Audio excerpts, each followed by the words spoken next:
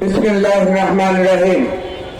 গণভোটের রায় বাস্তবায়নের লক্ষ্যে সারা দেশব্যাপী কর্মসূচির অংশ হিসাবে নওগাঁ জেলা শাখা 11 দলীয় ঐক্য কর্তৃক আয়োজিত মিছিল উত্তর মুক্তির শহীদ মিনার পাদদেশের সমবেত আজকের এই সমাবেশের সম্মানিত সভাপতি বাংলাদেশ জামায়াত ইসলামী নওগাঁ জেলা শাখার সংগ্রামী আমির খন্দকার আব্দুল লতিফ ভাই, উপস্থিত দলীয় বিভিন্ন নেতৃবৃন্দ, সাংবাদিক বন্ধুগণ, আইন শৃঙ্খলা নিয়ন্ত্রিত পুলিশের সদস্যরা, আমার প্রাণ প্রিয় নগরবাসী, আসসালামু আলাইকুম ওয়া রাহমাতুল্লাহ।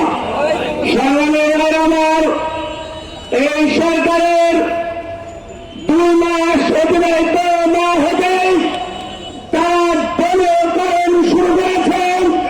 গণভোটের রায় নিয়ে তারা আজকে সংসদে কাজ করছেন, রায় বাতিল করছেন, গণভোট তারা মানছেন না। তারা অতীত ভুলে গিয়েছে, সংখ্যাগরিষ্ঠতা অর্জন করার দাম্ভিকতায় তারা ইতিহাস ভুলে গিয়েছে। তাদেরকে ইতিহাস স্মরণ করা দরকার। ওই রাশেদ খান মেনে এবং আওয়ামী লীগ সরকার গঠন করে তা বাংলার জমিনে টিকতে পারেনি।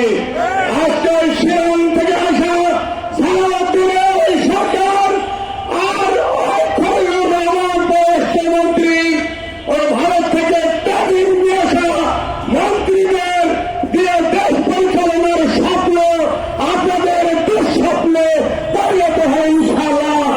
এদেশের ছাত্র জনতা, এদেশের আপামর মানুষ ওই ভারতের দালালি চায় না। এদেশের মানুষ ওই ভারতের আধিপত্যবাদকে চায় না। রক্ত দিয়ে হলেও, জীবন দিয়ে হলেও সকল ষড়যন্ত্র রুখতে ইনশাআল্লাহ, সকল ষড়যন্ত্রকে মোকাবিলা করে রাজপথে থেকে 11 দলীয় ঐক্য আপনাদের পতন ত্বরান্বিত করবে ইনশাআল্লাহ। সংগ্রামী ভাইয়ের আমার, আসুন আমরা নতুন প্রতিবাদের জন্ম হোক, এটা আমরা চাই না। আমরা এই লক্ষ্য প্রতিবাদের মূল করার জন্য আমাদের সর্বশক্তি দিয়ে আমরা মাঠে থাকবো ইনশাআল্লাহ। এবং এই লক্ষ্য প্রতিবাদের পথে আমরা ঘরে ফিরবো ইনশাআল্লাহ।